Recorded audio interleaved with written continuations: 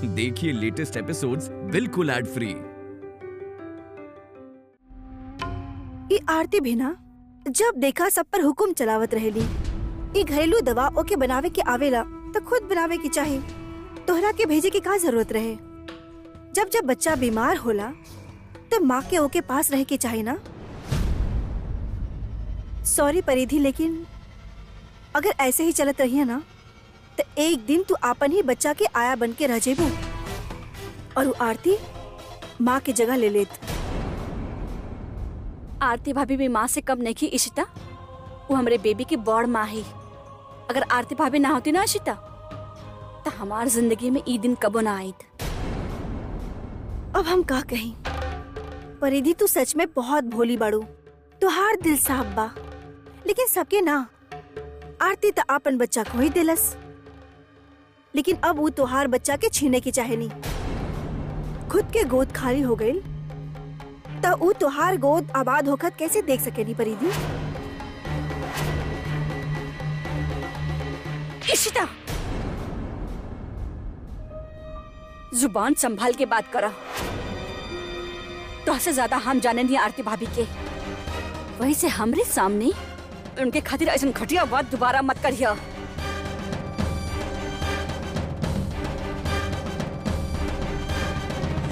माफ करिया परिधि, हम तो तुहार भलाई की कारण कहत रहनी।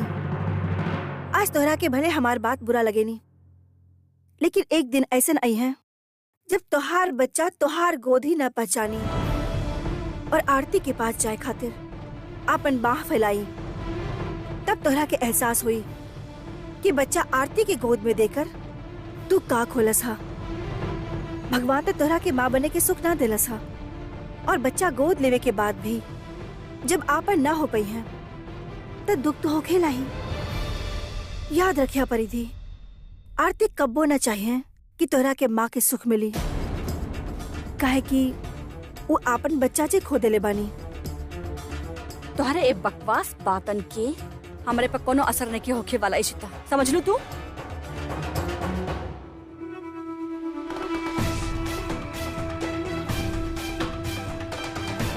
असर होखे परिधि, जरूर होखे, और वो भी बहुत जल्द।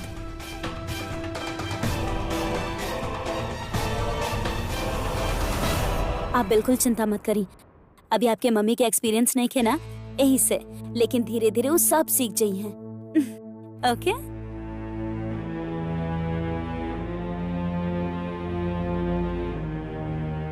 भाभी,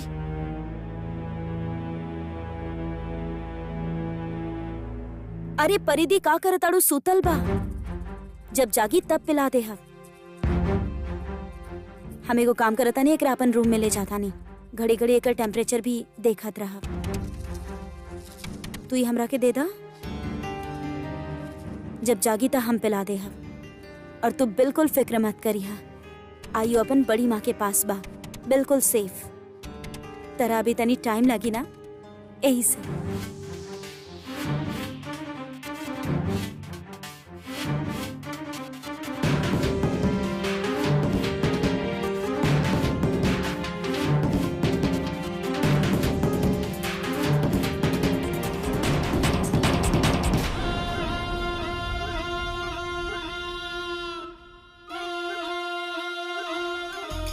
आखिर परिधि के दिल में माँ के ममता जगह ही देनी हम, और जहाँ माँ के ममता होला वहाँ बच्चा की खातिर तड़प भी होला। तो बार बार हमर रास्ता में आवे के कोशिश कैलू परिधि, और बहुत रोक टोक भी कैलू। अब ओके अंजाम तो भुगते के ही पड़ी ना। और आज हमरा के थप्पड़ मार के तू आपन जिंदगी के सबसे बड़ा भूल कैलू है परिधि। तोहरा के कैसे माफ कर दी हम। अब तो जहाँ जहाँ आरती हमार निशाना पर हुई, साथ में तू भी रहबू। मिसेस परिधि प्रतीक सिंधिया।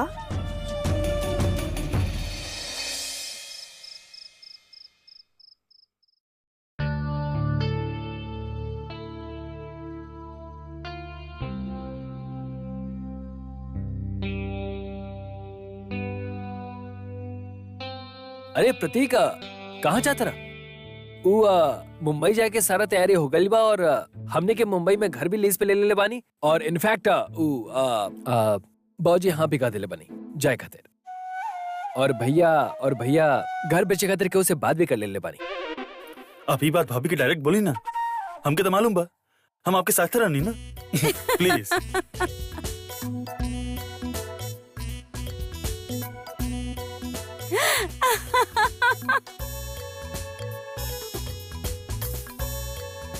कंट्रोल योरसेल्फ आरती जी। बच्चा, आरती जी कंट्रोल योरसेल्फ। अगर आप ऐसे ही हंसब ना तो बच्चा डर जाए। एक्सक्यूज मी, बच्चा हंसी से ना डरेले, ऐसे सूजल मुंह से डरेले। तो आपके कहे के मतलब है कि हमार मुंह सुजल बा। आरती जी आप एक बार अपन आँख जाके चेक करा ली, लड़की लोग से जाके पूछे कि हम कितना चार्मिंग बानी। लड़की लोग के लड़की लोग? आरती जी बच्चा। आप कौन लड़की लोग? आरती जी कोना कोना के नाम ले, बहुत सारे लड़की भी असल वो लोग की नजर हमने के ढूंढत रहेला। कितना बेशरम हो गई बड़ी आज के लड़की। हमार पति पर ऐसे नजर गड़ाल रखेली, मिल जाए ना तो। बच्चा मिल जाए तो का करब आप? एक एक के भुड़ता बना दे अब। बच्चा एक एक के भुड़ता बना दे अब। अब आरती जी वो लड़की लोग के का कसूर बा? जब आपके पति बाई इतना चार्मिंग तो का कर सकता नहीं आप? तो फिर हम आपके भुड़ता बना दे अब। आप हमार भुड़ता बनाए का बोलनी आप? बच्चा आप हमार भुड़ता बनाए। हाँ। अच्छा बना के दिखाई।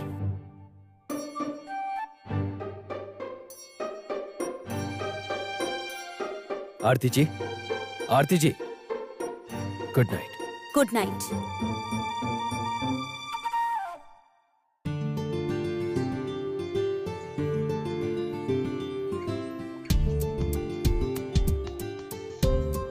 वैसे यशी याद बा आपके, जब हमने पहले बार एक दूसरे के देखल रहनी, सोचले भी ना रहनी ना कि हमने के एक दूसरे से इतना प्यार हो जाए। पहले तो हमने एक दूसरे के आमने सामने स्टैंड भी ना कर पात रहनी, और आज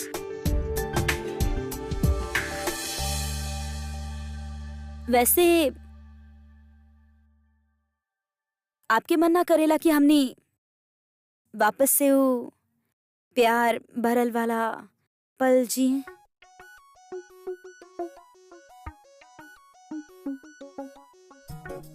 रह दी, आपसे कुछ ना हुई। का आरती जी हमरा से कुछ काहे ना हुई? काहे कि जे बादल गरजे ले वो बरसे लेना। अच्छा तो हम अभी आपके बरस के दिखाओ दन।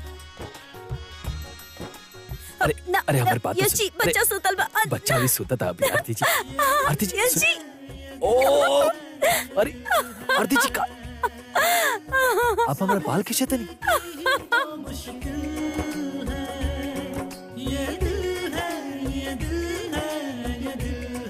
आप हमारे बाल खींचने ना, सॉरी।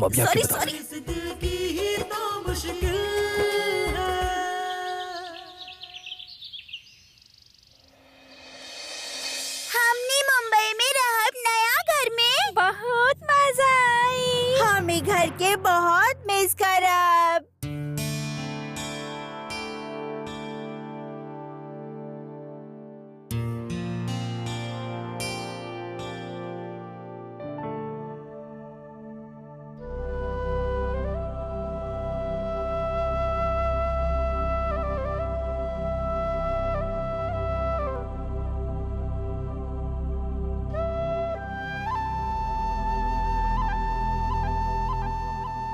प्रोफेशनली हमने डिसीजन तो ले बानी घर के छोड़ के जाए के, लेकिन आज घर छोड़त समय बहुत तकलीफ हो रहा बा। ई घर के छोड़ के जाए में दुख कैसे ना होखे। हम ई घर में शादी करके नहीं, अपन परिवार मिलल, नया रिश्ता बनल और सारा उतार चढ़ाव, बहुत सारा खुशियां देखनी हम ई घर में। जब हमरा कितना दुख हो रहल बा तो आप लोगन के कितना दुख हो रहल होखिए, जनकर पूरा जीवन यहाँ बीतल हा। बिल्कुल सही कह रहल बानी भाभी आप। अब आप लोगन के दुख दर्द त जायज बा, लेकिन हम भी तो ही घर के पैदाइश बानी। भले ही परवरिश जहाँ कईल भी भइल होके, हमार पहचान, हमके इतना सारा प्यार तो यही घर से मिलल बना। तो बस इमोशनल अटैचमेंट तो हमार भी हो गइल बना भैया। बहुत मिस करब हम ही घर के। हमनी के भी तो हमनी के भाई यही जा मिलल बा, है ना?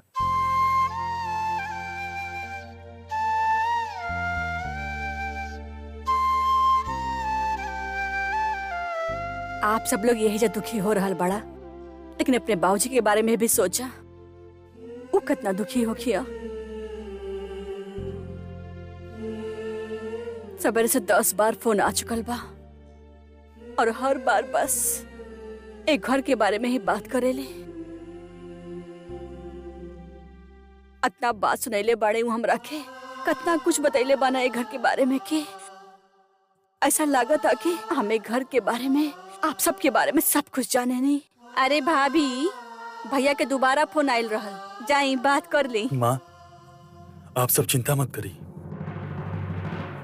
देखी ना, एक घर हमनी के कितना कुछ देले बा। आज हमनी सब लोग साथ में बानी और यही प्यार के हमनी तोहफा के रूप में अपना साथ लेके जा रहल बानी। चलो वेदिका, अरे तू लोग गला लग लग के काहे इतना दुखी हो रहल बड़ा? हमरे भगवान की कसम कि हमनी के नया शहर में जात बानी के, नया घर में रहे, नया जीवन शुरू करे के। चलो चलो चल आगे बढ़ा, चलो चलो चलो चलो चलो, देर हो रहल बा।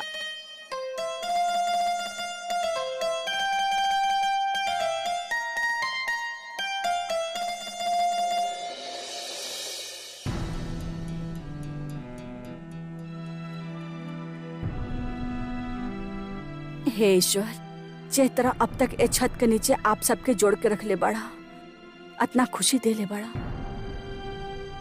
वही तरह नया शहर के नया घर में भी हम सब लोग प्यार से मिलजुल के रही, ये कामना करत बानी हम।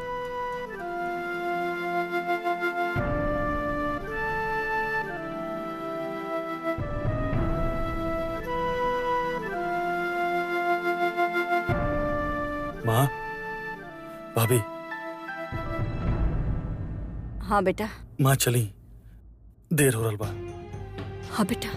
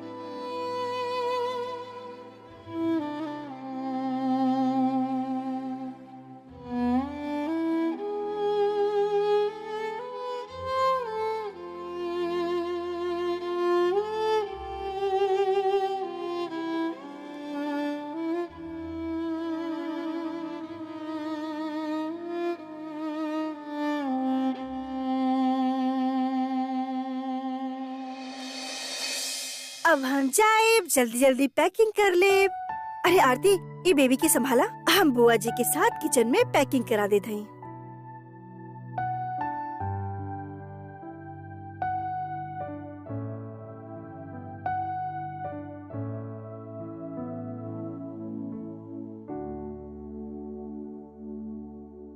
परिधि, अभी इतने दिन पहले कितना शान से अपन बच्चा के लेकर ई घर में कदम रखले रहलू, और आज देखा तुहार गोद सोना बा। वो देखा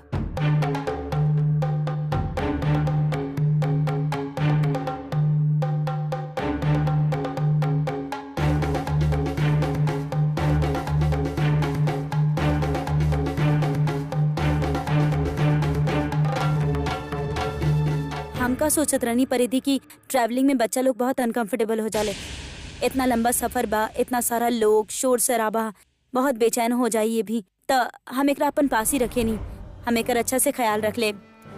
तू ना रख पेबू इतना अच्छा से ख्याल। अरे परिधि का करत ताड़ू, आराम से।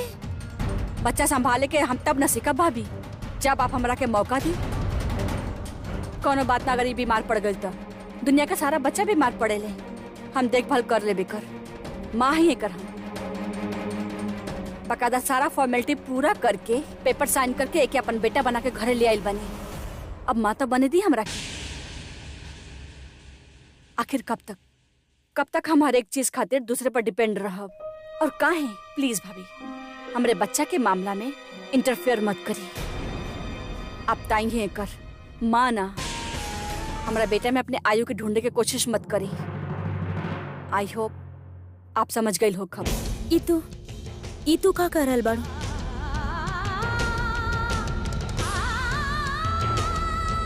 ई तू का कर गइलू परिधि?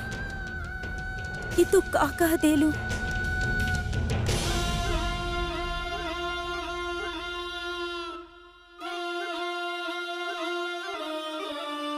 ठीक है तो कहला सा परिधि, रहे दी ना ओके बच्चा ओकरा साथ। क्यों और के गंदा खून में तू अपन बच्चा के झलक काहे देख रहा लोहा? बस इशिता बहू, ए मासूम खातिर तोहरे मुंह से ऐसन बात ना निकले, ए बात का ध्यान रखिया बेटा। ए बच्चा केकर ह, एकर जात का, धर्म का, अब हमने के बात से कोनो मतलब नहीं खे। कहे कि ई बच्चा अब सिंधिया परिवार के हिस्सा हो। परिधि और प्रतीक ए बच्चा के आपा नाम देके कितना बड़ा पुण्य के काम पे ले बढ़े। का सब लोग ऐसा नोखित तो हर अनाथ बच्चा के अपने सर के ऊपर सिर्फ एगो छते ना मिलित, बल्कि प्यार और इज्जत भी मिलित। और खबरदार, अगर आगे से कोनो भी बच्चा के गंदा खून बोलू ता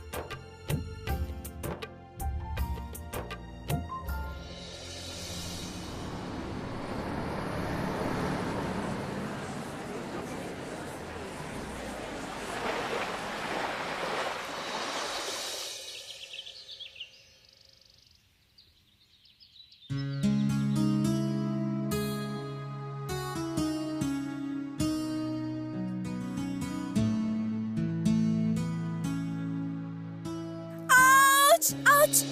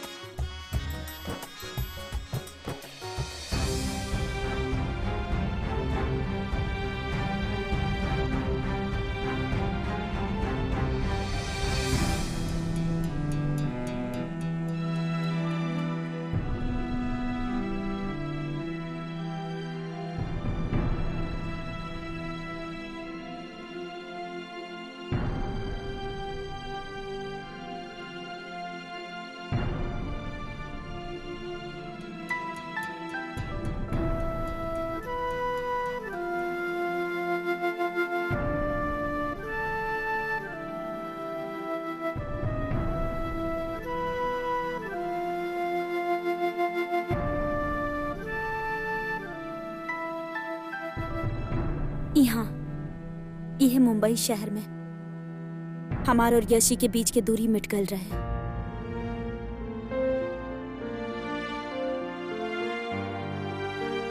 यह हमनी दोनों के रिश्ता, हमनी के प्यार के निशानी आयु के शक्ल ले रहे। और आज जब हमनी यहाँ आयल बानी तो हमनी के आयु हमनी के साथ नहीं के।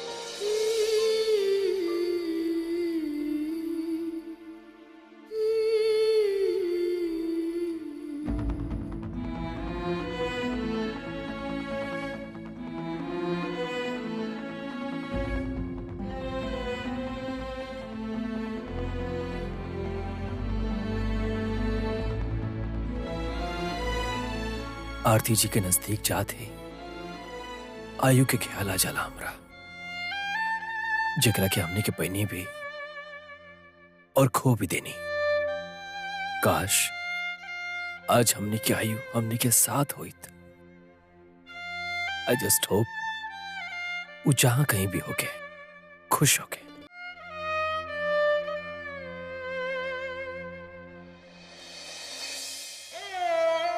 कितना मुश्किल बा ये तरह की जिंदगी जियल, जहां हमनी दोनों के बीच इतना फासला बा कि पूरा दुनिया खड़ा नजर आवेला, और इतना कुर्बत कि एक दूसरा के सांस की गर्माहट तक महसूस कर सके नहीं हम।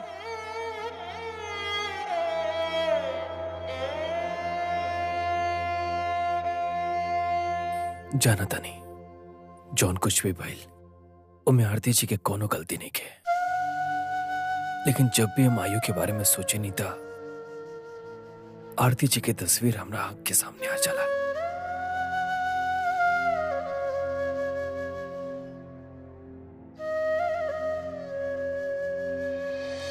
अरे बच्चा शैतानी मत कर, चोट लग जाई, कुछ टूट जाई। बच्चा लोग आ जा, लोग ऊपर आ जा, लोग ऊपर आ जा, लोग ई वाला डब्बा उठावा और हमारे साथ लेके आ जा।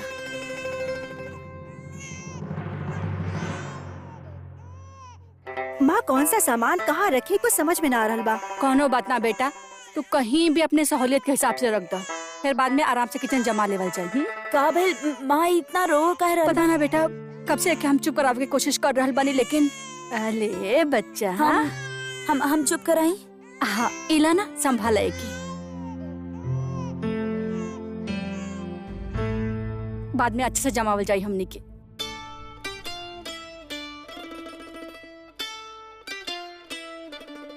अरे वाह, ये तो बड़ी माँ के पास अब तक ही चुप हो गई।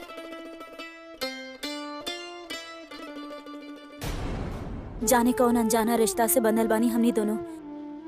जब भी तरह के गोद में लेवे नी काहे लागेला हमरा के, जैसे आयु के अपन सीना से लगेले बानी हम। लागत बा बड़ी माँ से बहुत प्यार बा एके। भाभी एकरा ना गोद की आदत ना डाले के चाहिए, हमरा की दी। आराम से परिधि। ई देखी इसी तरह हमरे बेटा खातिर का गिफ्ट देले बिया, आपकी पसंद आयल बेबी। कमाल बा, आजकल बच्चन खातिर कितना नया नया चीज मिले लागल बा बाजार में। हमने के जमाना में तो बस पालना और झुंझुना, एकरे अलावा कुछ मिलते ना रहल। हाँ आजकल कोनो भी बेबी शॉप में जाए इतना वैरायटी मिलेला बच्चा की खातिर की हैरानी होला। वैसे thank you so much Ishita, ए अच्छा से गिफ्ट खातिर। अरे एमे थैंक्स कह की कौन बात बा, ये भी तो हमार कुछ लगेला ना। आज अगर आरती की आई होती तो ओके खातिर भी कुछ ले आई थी।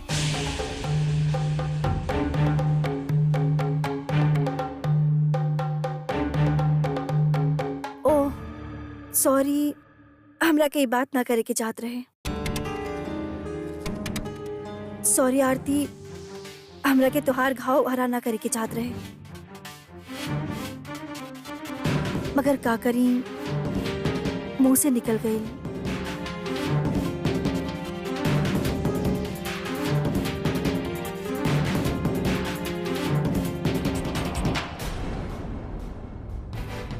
आरती का कर रहल बड़ो बेटा, इस सारा बोझ तू अकेले ही उठेबू?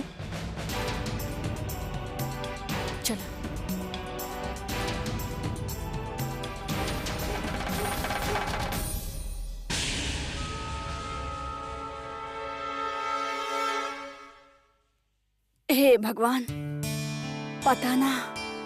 आराम से बेटा।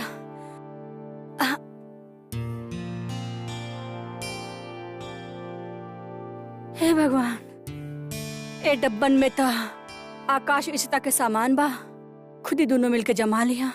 चल हमने के चल जा। जी।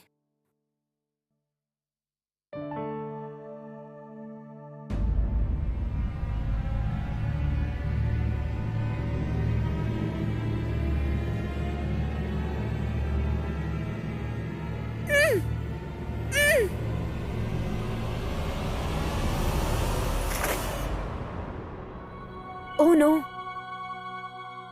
आकाश भाई के कार्टून हमरा से फंस गए। अब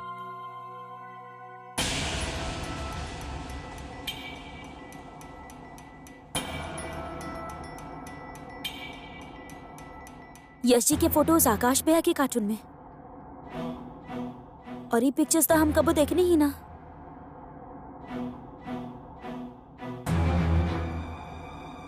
कहीं आकाश भैया अपन भैया और भाभी के कोनो सरप्राइज तो ना देवे चाहे ले। सॉरी आकाश भैया, हमरा से ना रहल ना चाहल बा।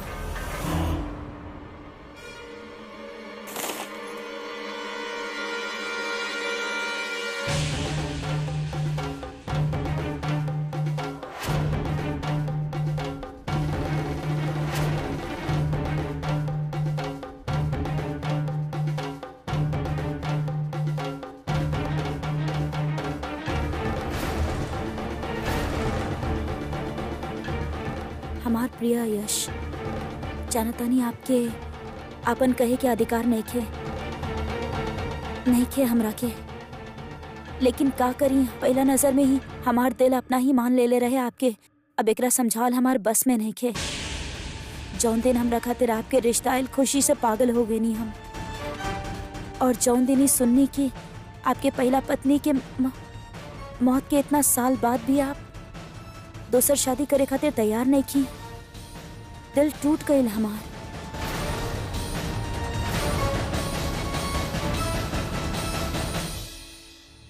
आप ही कैसे सोच लेनी यस कि आपसे शादी करके हमारी जिंदगी बर्बाद हो जाए, सिर्फ ऐसे कहे कि आपके खातिर ये दोसर मौका बा, जबकि हमरा खातिर पहला मना करे से पहले एक बार हमरा से पूछ लेता रहती कि हम का चाहता नहीं। खून से लिखल ही चिट्ठी आपके खातिर प्यार के सबूत बा, और हम हार ना माना।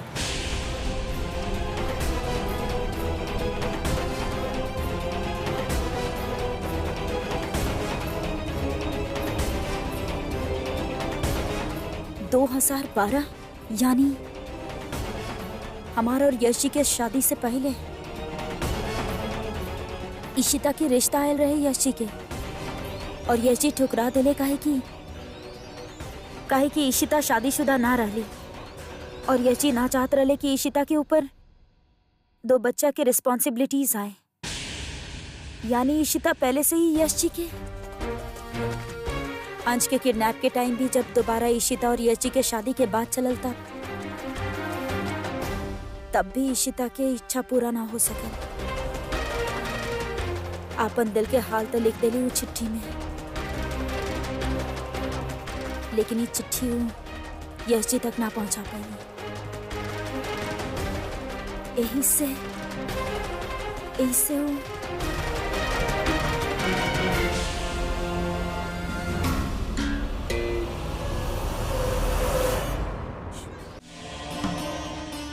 आकाश भैया आप अरे आकाश भैया, वो हम एक कार्टून फट गए तो हम उहे रखत रहनी। अरे भाभी आप तभी भाभी आप काहे तकलीफ करल बानी? हम अरे हम करतानी ना आकाश भैया, आप काहे करतानी? बहुत जिद्दी बानी आप, और आप यहाँ काम में लगल बानी। वहाँ इतना कमाल के बात पता चलल हमके। अरे विधि भाभी अभी हमके बतौली कि आपके और यश भैया के प्रेम कहानी है जो मुंबई से ही शुरू भइल रहे। भाभी हमरा भी आशीर्वाद दी ना कि हमार भी प्रेम कहानी यही शहर में शुरू हो जाए। कैसे कहीं आपसे आकाश भैया कि इशिता के दिल में था कि वो और ही बा। आप कितना प्यार करे लग गई नहीं इशिता से, लेकिन वो धोखा दे रहल बाड़ी आपके, और शायद खुद के भी। अरे अब आशीर्वाद देवे में इतना देरी काहे करता नहीं? अच्छा समझ गए नी। सोच रहा लोग अब की कहे की का जरूरत बा। आपके आशीर्वाद तो हमेशा हमारे साथ बना। थैंक यू भाभी जी। आप चलिए, हम सामान सेट करके आवता नहीं।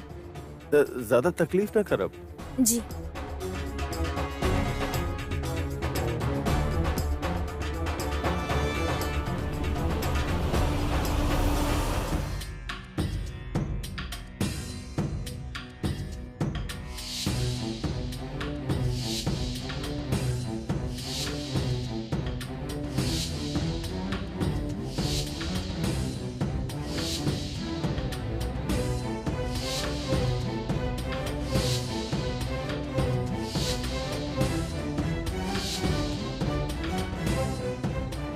हम भी ना बेकार में ही परेशान हो रहल बानी।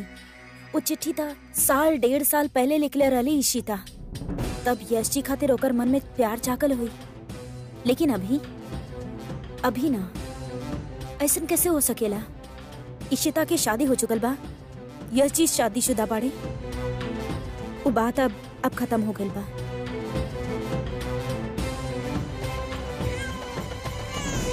अरे आयु इतना काहे रो रहल बा? बेबी प्लीज चुप हो जा, प्लीज चुप हो जा। मम्मा करल बड़ी ना आपकी, चुप हो जा बेबी। अरे परिधि, अपन बच्चा के जल्दी से चुप करावा, वरना वो आरती के फिर से मौका मिल जाए एक गोद में उठावे के, और साथ में ये साबित करे के कि वो तो दुनिया के सबसे अच्छा माँ बा। और तू अनाड़ी जो बच्चा तो ले आई नहीं, लेकिन संभाले के ना आवेला। पर इशिता तो देख रहल बड़ू ना, हम कब से चुप करावे की कोशिश कर रहल बानी, लेकिन मैं भी रोवत ही जाता। अरे हम वही तो कह रहे हा, एक आरती से दूर रखा, वरना ये त्योहार कब्बो ना हो पाई है। और सच कही परी थी, इस सिर्फ दिखावा बा। सच्चाई तो ये बा कि आरती एगो गैर जिम्मेदार माँ बानी। अरे सब जाने ली, सिर्फ और सिर्फ आरती के लापरवाही की वजह से आयु गायब भइल हा। और हाँ, तोहरा के भी पता होगी, वो दिन भोपाल में पलक भी गिर गए रहे, वो भी आरती की वजह से। काश घर वालन भी जान जाए कि आरती ई घर के खातिर, ई घर के बच्चन के खातिर कितना मनहूस साबित भइल हा। और सच कही परिधि, और अब आरती के नजर तोहार बच्चा पर बा। तबे तो वो अपन बेटा के नाम तोहार बेटा के दे देलस। परिधि संभल के रहिया, कहीं आरती तोहार बच्चा की तरह से छीन न ली। ना इशिता, हम ऐसा ना होके दे। हम अपने बच्चा पर आरती भाभी के परछाई भी ना पड़े थे।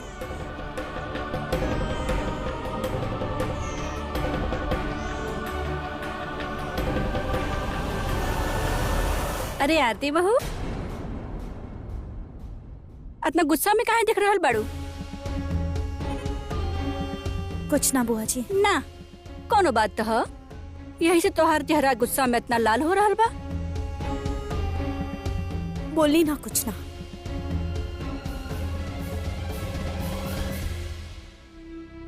तो चाहे कुछ ना कहा आरती, लेकिन हम समझ गई नहीं। जरूर ई इशिता कोनो आग लगैले पिया।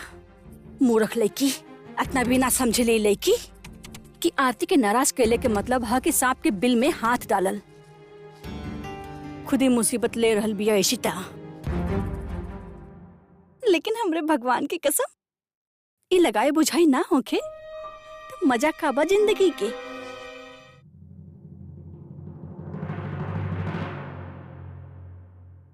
ओहो, बहुत लीपा पोती हो रहल बा। केकर नकल करे की कोशिश कर रहल बाड़ू? करीना कपूर के या माधुरी दीक्षित के? हम केहू के नकल काहे करी? केहू से कम बानी का? बड़ा जल्दी मुंबई के हवा लाग गई तोहरा के। अब का करी बुआ जी, जैसन देश वैसन भेष। लेकिन आप यहाँ कहा है निहा? हमरा के आपसे बात करे के टाइम नहीं खे। बात तो के हमार सोने के पड़े इशिता। ई मत भूला कि हमरे ही कारण तू एक घर में आइल बाड़ू। अगर हम तुहार रिश्ता लेके ना आइल रहती तो तू एक घर में इतना शान से डोलत ना घूमत रहतू। हाँ बुआ जी, रिश्ता तो आप ही लेके आयल रहनी, पहले भी और ई बार भी। लेकिन कोनो गलत इंसान के पल्ला बांध देलू हमरा के। कहाँ यश और कहाँ ये आकाश। यश जेठ है तुहार और आरती के पति। अब सही होखे या गलत, आकाश ही तुहार पति है। यही से यश और आरती के बीच में आवे का ख्याल भी अपने मन से निकाल दा। वैसे भी आरती बहुत नाराज भी है तोहरा से। अगर उ तोहरा के तोहार उल्टा सीधा हरकत करत तोहरा के पकड़ लिहलस तो जियल मुश्किल कर दी उ तुहार, समझ लो। आप ऐसा काहे कर रहनी हा? हम का गए नहीं और आपसे क्या कह देलस कि आरती हमरा से नाराज बानी और काहे? उ सब हमके नहीं मालूम, लेकिन अभी हम आरती के तोहरे कमरा की तरफ दंदनात हुआ आवत दिखनी है। हो सकेला उ तोहरा के परिधि के कुछ कहत सुन ले होके। वैसे भी जबान तो तोहर बहुत तेज चलेला ना, नागिन के खानी। यही को बात याद रखिए इशिता। आज तो हम ओकरा के रोक लेहनी, लेकिन अगर कोनो दिन उ तोहरा के पकड़ लिहलस ना तो सबक सिखा दी तोहरा के। हमरे कारण जुड़ल बड़ो तू परिवार से, यही से तोहर इतना चिंता करे नहीं। अपन रंग ढंग सुधार ला इशिता।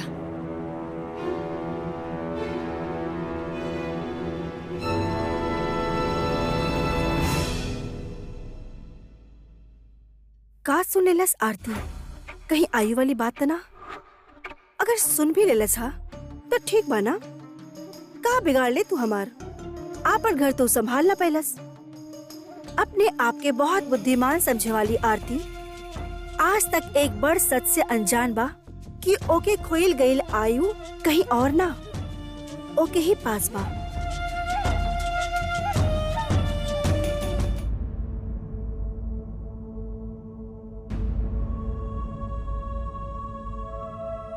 आरती, तू एगो मामूली औरत बाड़ू, कोनो झांसी के रानी ना बाड़ू जी दुनिया से टकरावे की ताकत होके तोहरा में।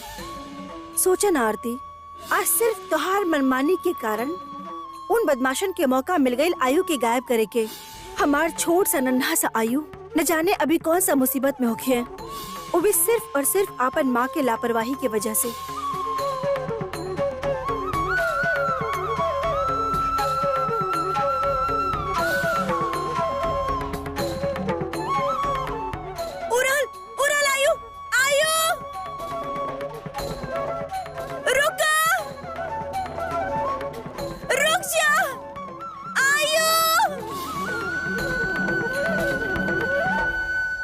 आरती जी,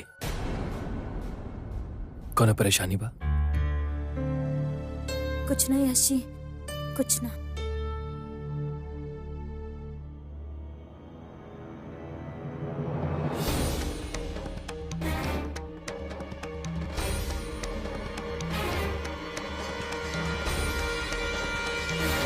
ये बात पे ध्यान काहे ना गईल हमार कि आयु के किडनैप करावे में इशिता के भी हाथ हो सकत रहे। ओ दिन हॉस्पिटल में भी जब हम ओकरा रंगे हाथ पकड़नी आयु के साथ, तब ओकर चेहरा से सारा रंग उड़ चुकल रहे। ओकर चेहरा के हवाई उड़ गल रहे। फिर परिधि के भी वो हमरा खिलाफ भड़कावत रहली। कैसे यकीन करी हम इशिता पर?